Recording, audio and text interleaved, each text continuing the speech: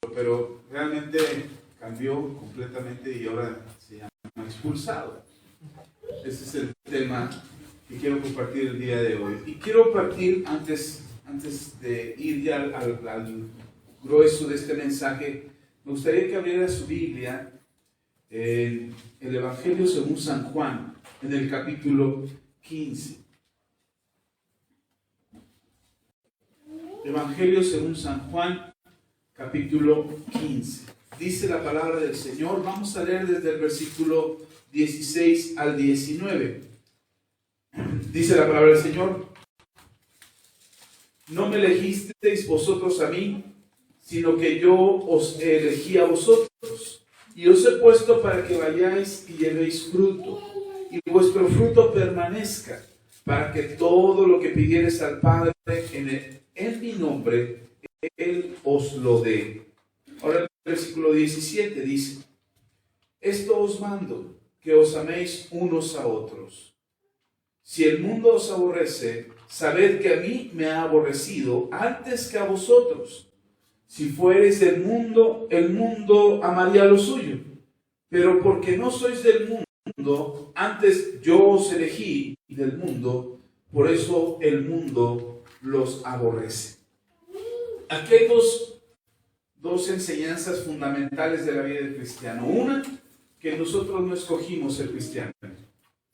He escuchado a muchos cristianos decir: no, es que ya elegí ahora ser cristiano. No, perdón, pero no es así como funciona. El que te escogió fue Jesús. Jesús te escogió desde antes de la fundación del mundo. Que tú hayas aceptado esta invitación es otra cosa, pero el que te escogió fue Él. Entonces, con todos nuestros defectos, con todas nuestras fallas, con todos nuestros pecados, Él nos escogió a nosotros y Él dijo que para Él era importante que nosotros estuviéramos con Él. Y nos dio la vida eterna, y nos dio la salvación, y nos dio la bendición de estar con Él. Pero nosotros no lo escogimos a Él. Esa es la primera enseñanza. Y por causa de que Él nos escogió, como ya les expliqué antes, desde antes de la fundación del mundo, Él nos escogió. Por causa de que Él nos escogió, nosotros somos parte de su reino. Y Él hará todo lo necesario. Él hará todo lo que esté en sus manos. Él hará todo lo posible y lo imposible para que tú no te apartes de Él. Él moverá cielo, mar y tierra, moverá montañas, moverá personas, moverá todo lo que sea necesario para que tú no te apartes de Él. Porque el plan es que tú permanezcas en Él. Ese es el plan. Y entonces Dios hará todo lo que esté en su alcance, y lo que no está en su alcance también lo hará, porque moverá todo lo que sea necesario en tu vida. Incluso te moverá a ti, moverá tus sentimientos, moverá tus entrañas, moverá todo lo que está dentro de ti para que tú permanezcas en Él. Porque el plan de Dios finalmente es que tú seas parte de su reino. El Señor Jesús, cuando oró al Padre, le dijo: Padre, los que tú me diste no los he perdido. Solo uno, el hijo de desobediencia. El hijo de perdición es el único que no quiso escuchar, el que no quiso seguir, el que no quiso permanecer en mí, y por eso se apartó. Ahora, muchos podríamos decir que cualquier religión o que cualquier doctrina que tenga a Cristo en medio o que hable de Cristo, podríamos decir que todos ellos tienen la oportunidad de ser salvados o ser salvos en Jesús. La verdad es que parte esencial de esto es lo que dice Jesús en la segunda enseñanza. Lo primero es que Él nos escogió, pero lo segundo es que no pertenecemos a este mundo. Dice: no le pertenecen a este mundo porque me pertenecen a mí. Por eso el mundo los aborrece. Ahora, no se sientan mal porque el mundo los aborrezca, porque a mí me aborrecieron antes que a ustedes. Así es que no deberían de sentirse mal porque no encajan en el mundo, porque no formas parte del mundo, porque no tienes las mismas prácticas o las mismas cosas que tiene el mundo. Ojo, no estoy hablando del pecado, estoy hablando de las cosas que están en esencia dentro de nosotros. Porque si somos honestos, nosotros todavía, por alguna vez, en algún momento, todavía el pecado hace mella en nuestro corazón o hace que nosotros caigamos en pecado. No digo que cometas un pecado visible o que la gente se espanta o se escandaliza de ese pecado que comete. No, pero por ejemplo a veces pensamos mal de la gente. No queremos pensar mal de la gente, pero ay, que es reporto, dice que cree. Ay, pero ¿por qué sigue aquí? Y tenemos actitudes que no debemos de tener. La Biblia dice que deberíamos de amar a nuestro prójimo de la misma manera que nosotros nos amamos a nosotros mismos. Y que deberíamos de amar a Dios sobre todas las cosas. Y a veces nos falla, y eso nos falla. Y cuando nos falla, hasta nos sentimos mal con nosotros mismos porque no hicimos lo que Dios nos pidió. Pues esas son actitudes de pecado. No me estoy refiriendo a eso, que porque le pertenecemos a Jesús ya no encajamos con el mundo, porque ya no practicamos pecado. No, puede que haya algo todavía de pecado en nosotros. Lo que no encaja en nosotros y la razón por la cual el mundo nos aborrece es porque nosotros amamos a Dios. El mundo no ama a Dios. El mundo no quiere a Dios en su estructura, en su diseño. Tan solo véanlo. Escuchen los discursos, vean la televisión, escuchen las noticias. Quieren sacar a Dios de la ecuación. Quieren sacar, como lo hicieron en los tiempos de Jesús, en los tiempos de Sodoma y Gomorra, después en los tiempos, antes en los tiempos de Noé, después más adelante en Sodoma y Gomorra, después más adelante en los tiempos de Jesús. Incluso el mismo apóstol Pablo dice y nos cuenta en Romanos capítulo 1 y 2 que la humanidad sacó a Dios de sus vidas, que no quería a Dios en sus vidas, y por eso Dios permitió y los entregó a sus concupiscencias para que el ser humano se soltara en su pecado y en la multitud de sus pecados.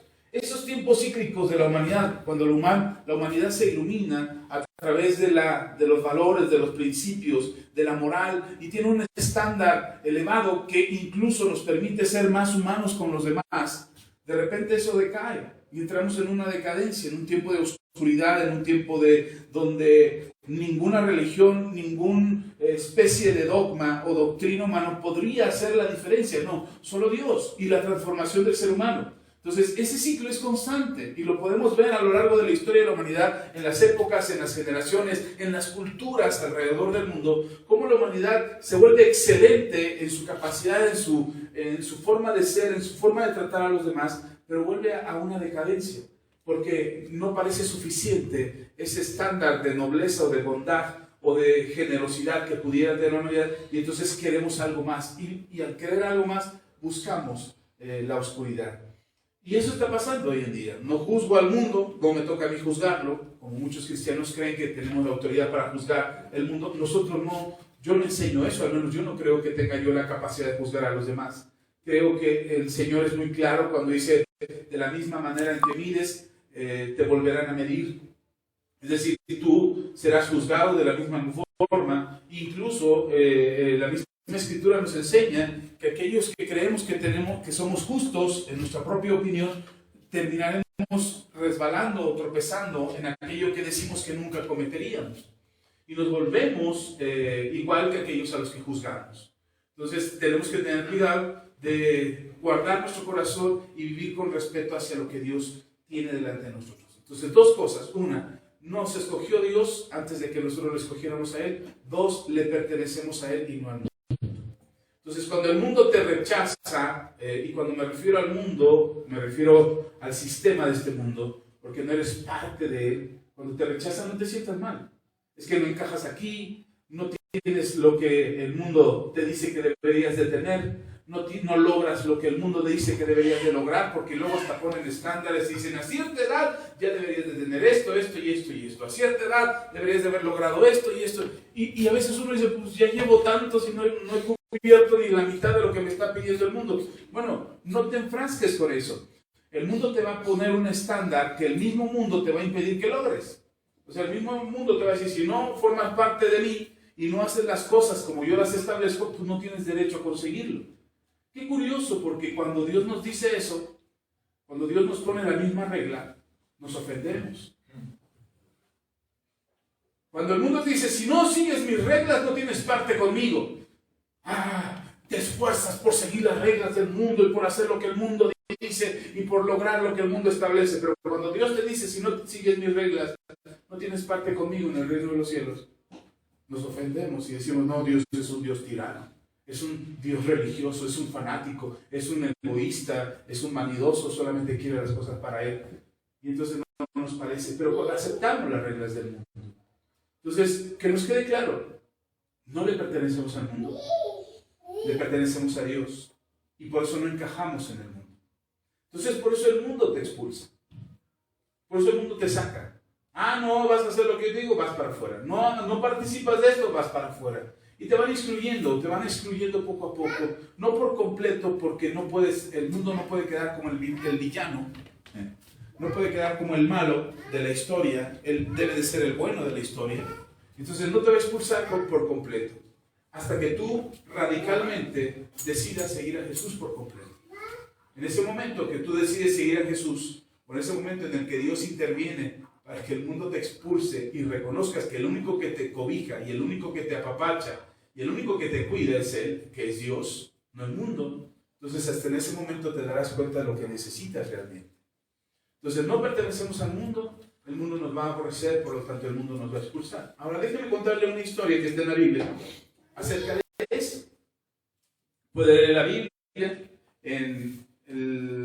regrese unos capítulos, allí en Juan, en el capítulo 9, estábamos en el 15, pero ahora vaya al 9. Entonces no se olviden de estas dos cosas. Una, Jesús nos escogió primero. Sí, somos de Él, Él nos escogió. Y pagó con precio de sangre por nosotros. Y lo segundo es que el mundo nos aborrece. El mundo no te quiere. Pero yo quería ser amigo del mundo. Pero yo quería salvar al mundo. No, el mundo te aborrece. El mundo no está convencido. El sistema de este mundo no acepta el sistema de Dios. El sistema de este mundo ha excluido, ha sacado a Dios de su sistema. Y Dios no encaja en su plan. Amén. En cambio, en nosotros sí. Por eso nos cuesta mucho trabajo muchas veces empatizar con el mundo. Juan capítulo 9, versículo 34. Respondieron y le dijeron: tú naciste de todo en pecado. Son los escribas y los fariseos regañando a un hombre que era ciego. Dice, respondieron y le dijeron: tú naciste del todo en pecado y nos enseñas a nosotros. Y le expulsaron. ¿Qué hicieron con este hombre ex ciego? Ya no era ciego, ahora veía. Lo expulsaron. Lo que me llama la atención es la autoridad con la que ellos determinan que ese hombre era pecador de nacimiento. ¿Era pecador qué? Desde que nació. Desde que naciste, tú estás en pecado. Esa autoridad, esa soberbia, ese orgullo con la que ellos determinan que este hombre era pecador, porque los señalamientos que él hace acerca de lo que está viviendo no les parece, no les gusta, y entonces dice: tú eres pecador de nacimiento.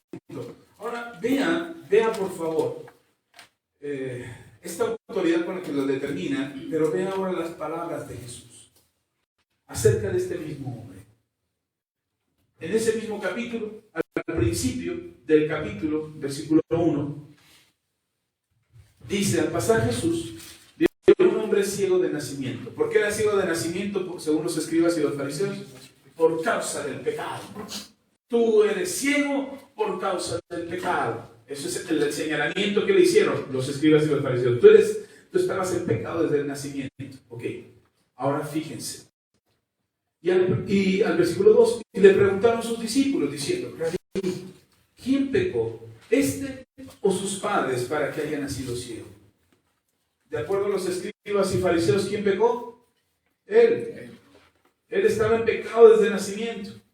Y miren lo que responde Jesús. Respondió Jesús: no es que pecó este ni sus padres, sino que para que las obras de Dios se manifestasen en él. Él está ciego no por el pecado que cometió, sino para que la gloria de Dios se manifieste en él.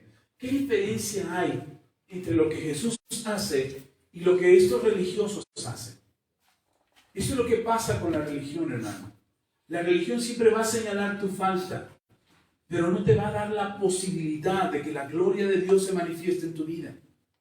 La religión te señala y te dice: pecador, arrepiéntete, te vas a ir al infierno, por eso te va mal, por eso no te alcanza el dinero, por eso te enfermas, por eso Dios te castiga, porque estás en pecado. Eso es lo que hace la religión.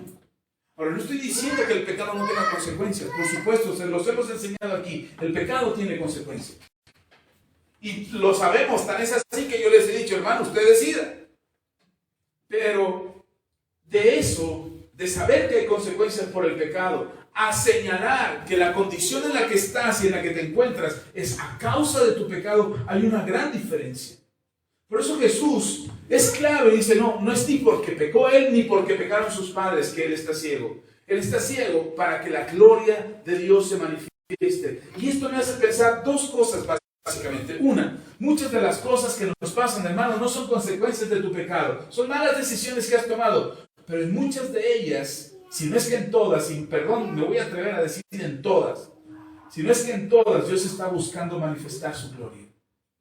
Por más difícil que sea tu situación y por más grave sea lo que estás pasando, Dios quiere manifestar su gloria. ¿Cómo fue que llegaste a esa situación? No lo sé. De repente, hermanos vienen de otros lugares, me escriben de otros lados. Nos llegan correos, se los hemos dicho, tenemos una página de internet y ahí en la página de internet escriben peticiones de oración y las peticiones de oración son larguísimas. Nos cuentan toda la historia y es que cuando yo era pequeña, que tenía 8 años, pasó esto y luego cuando tuve 10 y son unas historias estas personas deberían de escribir una autobiografía y publicar un libro porque son historias muy largas.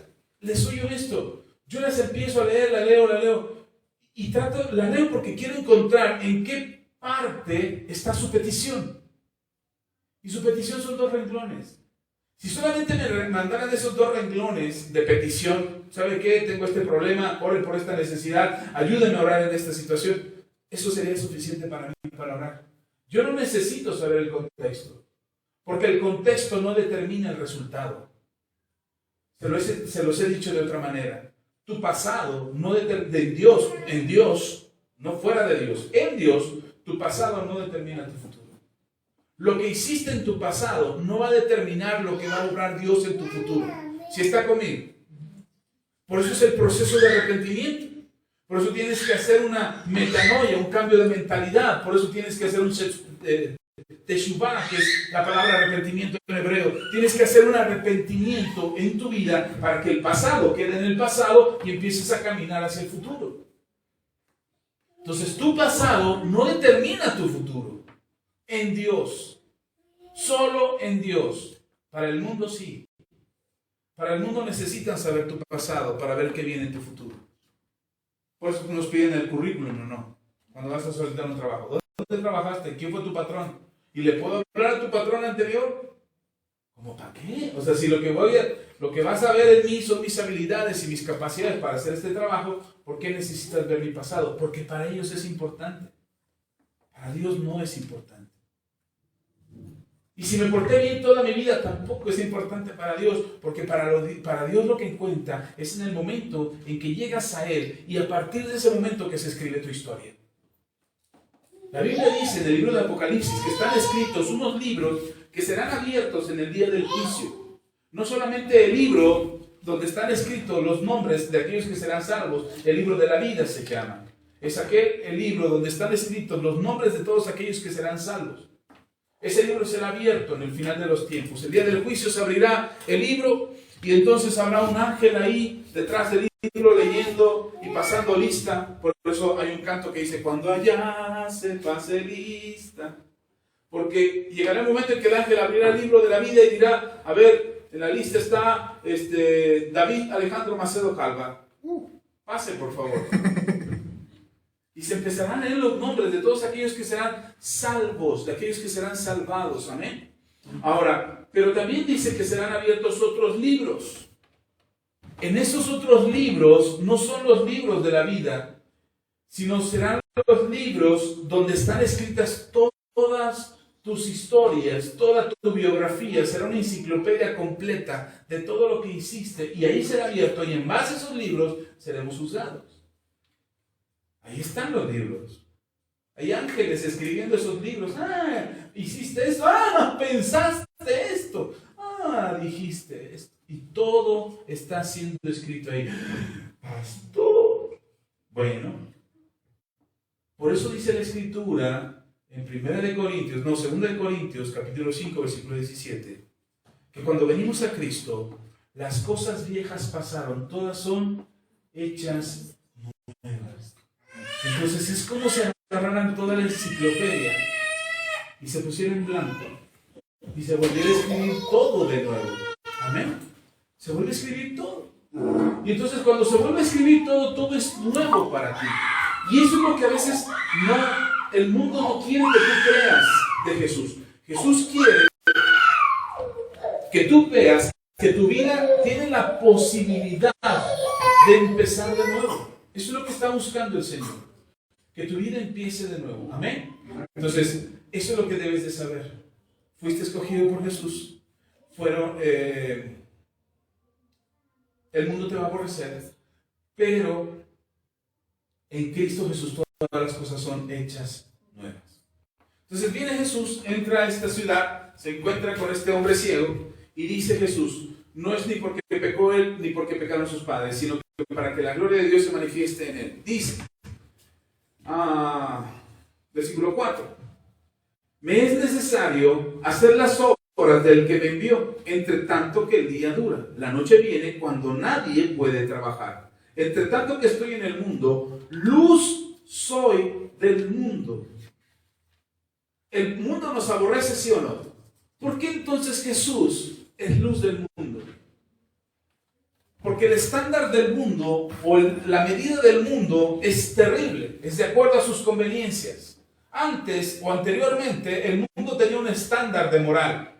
El mundo determinaba que la moda o el tipo de vestido que deberían de usar las mujeres era de cierto tipo. Esa era la regla del mundo. Y aquellos que estaban fuera de esa regla estaban mal. Hoy el mundo vuelve a determinar que el modo de vida o el estilo de vida o el tipo de vestido que debe tener una persona es de cierta manera. Porque si no entras en esa moda, estás mal. Entonces el mundo cambia constantemente sus valores, sus principios y trata de cambiar su moral ajustándola a los tiempos y a las necesidades que el mundo tenga.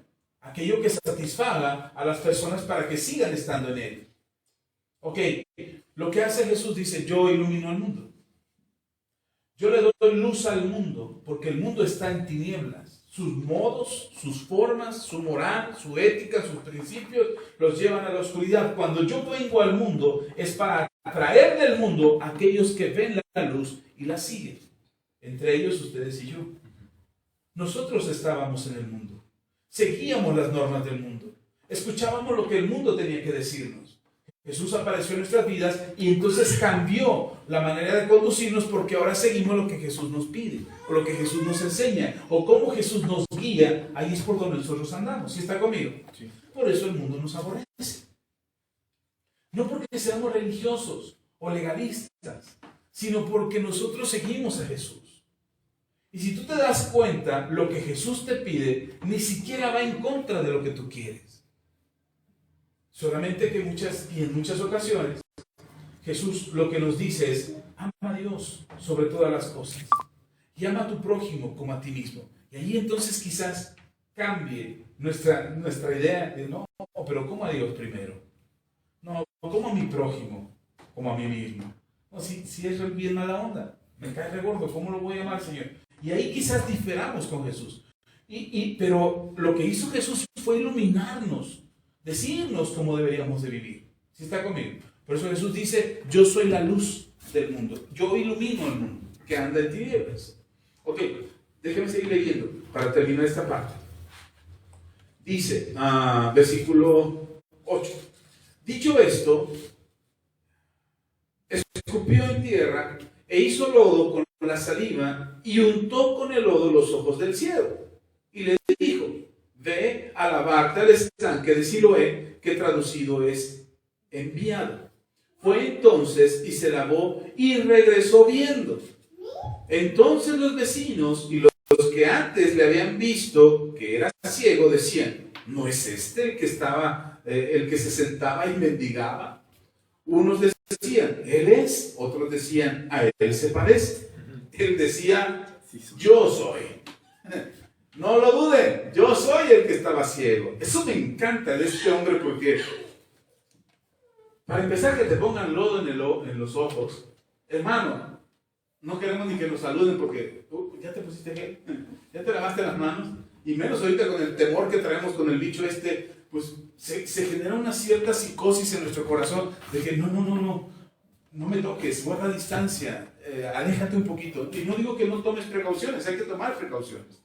Pero lo que estoy diciendo es que otra vez este mundo nos hace creer que lo que el mundo dice es casi como si Dios lo dijera.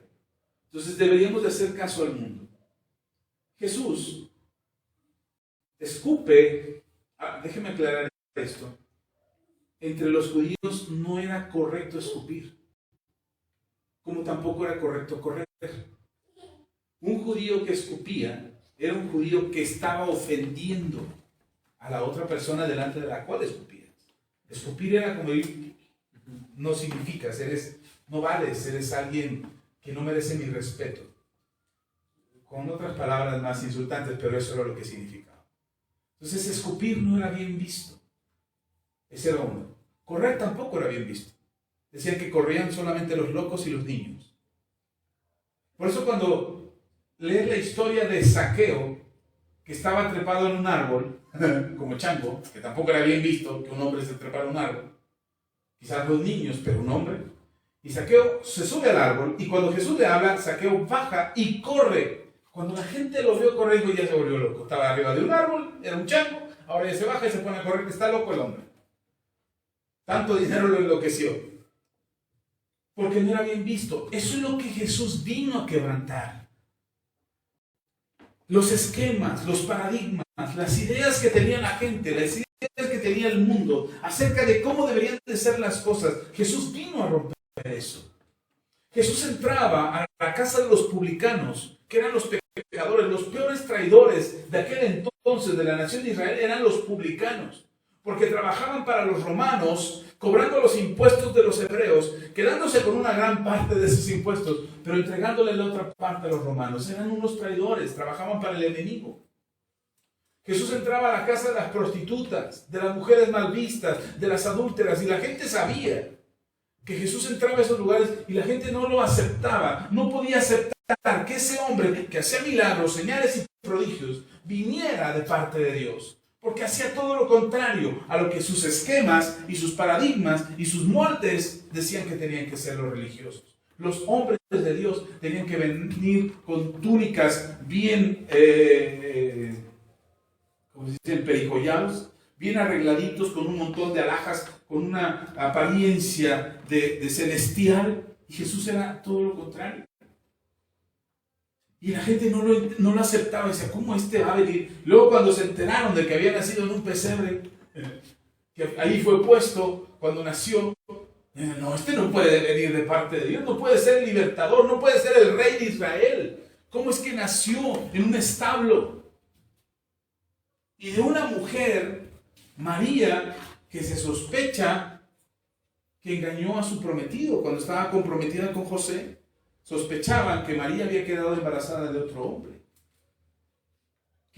Sabían que el niño no era de José, porque los tiempos no coincidían. No, este niño no es de José. José apenas se casó con ella a tal fecha y ya estaba embarazada. No, era una mujer que no. Y entonces no podían aceptar todas esas formas en que Dios había hecho las cosas para que Jesús viniera a este mundo, hiciera la obra de Dios y fuera la luz del mundo. Por eso el mundo no lo aceptaba. El mundo no aceptaba que Él fuera la luz porque no encajaba en todos sus esquemas. Ni en los religiosos, ni en los espirituales, ni en los sociales, ni en los de etiqueta, nada, no encajaba. Entonces, como no encajaba, no era lo que ellos esperaban. Y por eso lo aborrecían. Porque además Jesús hacía todo lo que Dios le mandaba a hacer. Y daba testimonio de que Dios estaba con él. ¿Está conmigo? Ok, seguimos leyendo. Dice.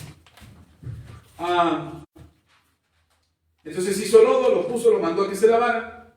Y la gente estaba sorprendida. Y entonces dice el hombre, yo soy. Cuando te encuentras con Jesús, Jesús te empieza a dar identidad. En este hombre fue inmediato. Este hombre sabía que él era el ciego, pero que ahora ya no estaba ciego. No perdió su identidad, no se confundió él de, ¿seré yo? ¿Seré yo el que estaba ciego? ¿O no será que engañé a todo el mundo diciendo que estaba ciego y no estaba ciego realmente? No, él sabía quién era, hermano. Él no estaba confundido acerca de lo que había vivido. Por eso Dios no borra tu pasado de tu memoria. Ojo, cuando venimos a Cristo, Dios no borra tu pasado de tu memoria. Lo borra de la lista de pecados de tu historia. Sí, pero no de tu memoria. ¿Y sabes por qué no lo borra? Para que tú no pierdas tu identidad, para que tú sepas quién eres, de acuerdo a lo que eras y a lo que ahora eres en Cristo. Y no tengas una confusión en tu corazón de ¿seré yo? ¿Seguiré siendo yo mismo? ¿O ahora que soy cristiano tengo que ser diferente? ¿Tengo que cambiar mi manera de ser? Muchos de mis amigos del bachillerato, cuando se enteraron de que yo era cristiano, antes de ser bien aburrido, bien religioso. Y platicamos recién y nos encontramos y platicamos y estábamos en una conversación y me dicen, oye, Axel, es igualito. Igual, bromeas igual, no estás amargado, creíamos que nos ibas a estar sermoneando con tu Biblia y que no, eres igual, no has cambiado. Y entonces me sentí raro, porque dije, se supone que tuve que haber cambiado. Se supone que tuve que ser otro. Y entonces uno de ellos dijo, no, sí cambió, porque antes lo hacía con la influencia del alcohol o de las drogas. Ahora no lo necesita. Ahora se le nota la tranquilidad, la felicidad, se le nota la libertad con la que él vive. Y dice mi amigo, y si se dieron cuenta, sí mencionó a Dios muchas veces. No sé ustedes, pero yo sí me di cuenta que decía, gracias a Dios, primero Dios está conmigo, o Dios me ha ayudado, o Dios es el que me... Entonces Dios está en su vocabulario. Antes no estaba Dios en su vocabulario. Entonces dije, sentí un alivio diciendo, al menos sí cambié algo. Pero Dios no te quita tu identidad, hermano. Dios no quiere que seas un cara larga, ahí pálido, flotando en el aire, con cara de mustio ahí. Soy una buena persona. No, hermano, Dios quiere que seas quien eres, pero sin el pecado en tu vida. ¿Sí está conmigo? Ok, seguimos leyendo. Dice la palabra del Señor, seguimos, versículo 10, y le dijeron, ¿cómo te fueron abiertos los ojos? Respondiendo le dijo, aquel hombre que llaman Jesús hizo lodo, me untó los ojos y me dijo, ve al Siloé y lávate. Y fui y me lavé y recibí la vista. ¿Explicó algo espiritual ahí? Dijo, el cielo se abrió y de repente ángeles cantaron y se oía y yo empecé a temblar y me dio el telele y ahí estaba. ¿Dijo algo así? No. Hice lo que Jesús me pidió. Y después, cuando vi, ahora sí que cuando vi ya veía.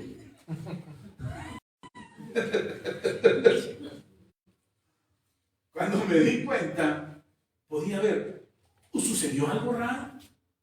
¿Algo extraño? ¿Él mencionó algo extraño? No, hermano, todo natural. Por eso no te sorprendas si tú no te da el telele, si tú no tiemblas, si tú no terminas en el piso, si no te da esto, si no... No, hermano, sigue las instrucciones de Jesús, que de todas maneras el milagro pasa.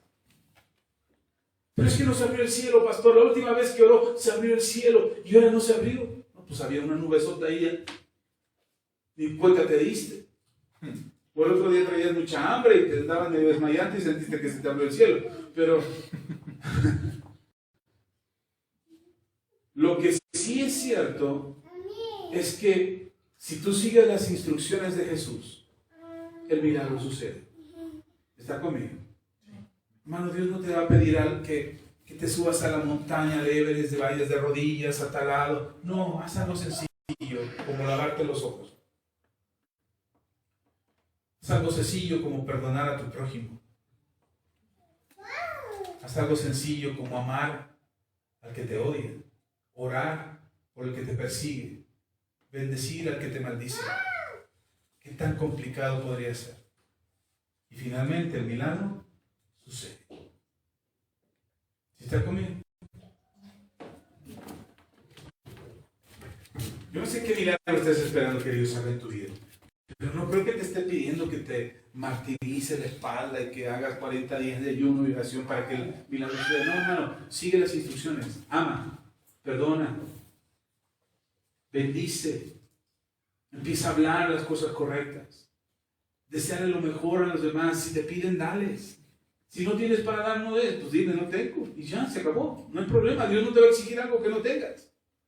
¿Sí está conmigo? Necesita oír los mensajes anteriores que he compartido porque empiezan a concluir en este mensaje. ¿Ok? Dice, versículo 12. Entonces le dijeron, ¿dónde está él? Y él dijo, no lo sé. A diferencia de este hombre ciego que no sabía dónde estaba Jesús, tú y yo sí sabemos dónde está Jesús. Tú y yo sabemos que Jesús está en nosotros, que Él decidió habitar en nosotros. Amén. Este hombre tuvo una experiencia personal con Jesús, pero no sabía que Jesús podía estar en él. Lo vamos a ver más adelante. Entonces, en este contexto de este milagro que acaba de suceder, es que los escribas y fariseos, en el versículo 34 que leímos ya, es que le dicen a este hombre, tú naciste todo en pecado y nos enseñas a nosotros que no tenemos pecado. Prácticamente le están diciendo eso. Y lo expulsaron. ¿Por qué lo expulsaron? Porque recibió un milagro. Por eso lo expulsaron. Porque su vida cambió. Por eso no encajaba ya con ellos. Para ellos era más cómodo que estuviera ciego y que pidiera limosna. Era más cómodo para ellos que ahora viera. Pero no solamente que viera, sino que les enseñara a ellos una de las lecciones más importantes en la Biblia acerca de la religiosidad y de lo que implica ser religioso. Lea conmigo, le llevo a eso. Vámonos hasta al versículo, híjole, vamos a tener que leer bastantito, pero lo vamos a leer de corridito, no voy a hacer pausa. Versículo 13 al 33. Así es que lean conmigo. Llevaron ante los fariseos al que había sido ciego, y era día de reposo, cuando Jesús había hecho el lodo y le había abierto los ojos. Volvieron pues a preguntarle también los fariseos cómo había recibido la vista. Él les dijo, me puso lodo sobre los ojos y me lavé y ahora veo. Entonces algunos de los fariseos decían, ese hombre no procede de Dios porque no guarda el día de reposo. Otros decían, ¿cómo puede un hombre pecador hacer estas señales? Y había disensión entre ellos. No se olvide de este versículo, versículo 16, ahorita vamos a volver a él. Dice 17, entonces volvieron a decirle al ciego, ¿qué dices tú del que te abrió los ojos? Y él dijo, que es profeta. Así de simple, que es profeta. Versículo 18, pero los judíos no creían que él había sido ciego y que había recibido la vista otra vez. Hasta que llamaron a los padres del que había recibido la vista y le preguntaron diciendo, ¿es este vuestro hijo, el que vosotros decís que nació ciego? ¿Cómo pues ve ahora? Versículo 20. Sus padres respondieron y le dijeron, sabemos que este es nuestro hijo y que nació ciego, pero cómo vea ahora no lo sabemos, o quién le haya abierto los ojos. Nosotros tampoco lo sabemos. Edad tiene, pregúntenle a él, él hablará por sí mismo. Estos papás también traían las pilas bien puestas. Versículo 22. Esto dijeron sus padres porque tenían miedo de los judíos, por cuanto los judíos ya habían acordado, escuche esto, los judíos ya habían acordado que si alguno confesase que Jesús era el Mesías, fuera expulsado de la sinagoga. Por eso dijeron sus padres, edad tiene, preguntarle a él. Pues si le vas a expulsar a alguien, que sea mi hijo. Bueno, la ventaja es que ahora ya ve. Quizás cuando estuviera ciego a lo mejor lo defendía, pero ahorita ya veía. Versículo 24. Entonces volvieron a llamar al hombre que había sido ciego y le dijeron, da gloria a Dios. Nosotros sabemos que ese hombre es pecador. Mire, esto de dar gloria a Dios era un reclamo que se le hacía a la gente cuando se le pedía que hiciera una confesión delante de Dios. Era decir, estás delante de Dios, así es que todo lo que digas será contra ti o por ti. Depende de tus palabras. Pero ten conciencia o ten presente que lo estás haciendo delante de Dios. que Dios está aquí. Así es que dar gloria a Dios estás delante de Dios. Y si tú vas a honrar a Dios, dándole gloria, no será mintiendo. Así es que dinos la verdad. Era una especie de conjuro, una especie de juramento para que las personas hablaran con la verdad. Amén. Eso es lo que significa dar gloria a Dios. Versículo 25. Entonces él respondió y dijo: si es pecador, no lo sé. Una cosa sé, que habiendo yo sido ciego, ahora veo. Le volvieron a decir: ¿qué te hizo? ¿Cómo te abrió los ojos? Y él respondió: ya os lo he dicho, y no habéis querido oír. Porque lo que queréis oír, ¿por qué lo queréis oír otra vez? ¿Queréis también vosotros haceros sus discípulos? Ahí sí les di una cachetadota con guante blanco. Tienen tanto interés en él que me están preguntando por qué quieren hacerse sus discípulos. Ellos se indignaron y le injuriaron y dijeron: ¿tú eres su discípulo? Perdón, tú eres su discípulo. Perdón, leí mal. Tú eres su discípulo. Pero nosotros, discípulos de Moisés, somos. Como si bajarle el rango a Jesús, o sea, pretendiendo poner a Moisés sobre Jesús, les daba más jerarquía a ellos. Por eso se indignaron muchísimo cuando Jesús dijo: yo soy antes de Moisés. ¿Cómo te atreves? Ahora resulta. Bueno, dice, seguimos leyendo. Versículo 29. Nosotros sabemos que Dios ha hablado a Moisés, pero respecto a ese, no sabemos de dónde sea. Versículo 30. ¿Se acuerdan que le dije que marcara el versículo 16? Ahorita va a ver por qué era importante el versículo 16. Versículo 30. Respondiendo el hombre y les dijo: pues esto es lo maravilloso. Esta palabra me gustó muchísimo. Pues esto es lo maravilloso, que vosotros no sepáis de dónde sea. A mí me abrió los ojos. Y sabemos, ustedes y yo sabemos, que Dios no oye a los pecadores. ¿Dios no oye a quién? A los pecadores. Pero si alguno es temeroso de Dios y hace su voluntad,